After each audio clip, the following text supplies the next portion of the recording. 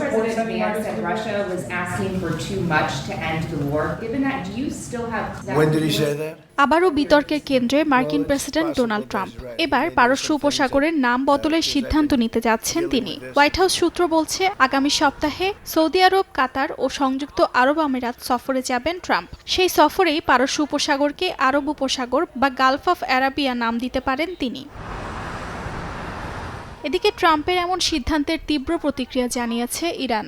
Saudi আরব সফরে পারস্য উপসাগরের নাম পরিবর্তনের পরিকল্পনা করলে তা ক্ষোভ ডেকে আনবে বলে মন্তব্য করেন দেশটির পররাষ্ট্রমন্ত্রী আব্বাস আরাকচি। বুধবার সামাজিক যোগাযোগ মাধ্যম এক্সের এক পোস্টে তিনি বলেন, পারস্য উপসাগর নিয়ে ছড়ানো এই হাস্যকর গুজব কিছু চিরকালীন যুদ্ধপিপাসুদের অপপ্রচার, যার উদ্দেশ্য ইরানিদের উস্কে দেয়া।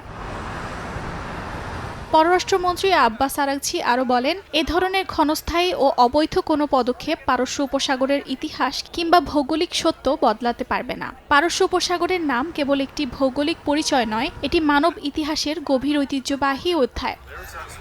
অর্জিতা শাহজিন, সময় সংবাদ।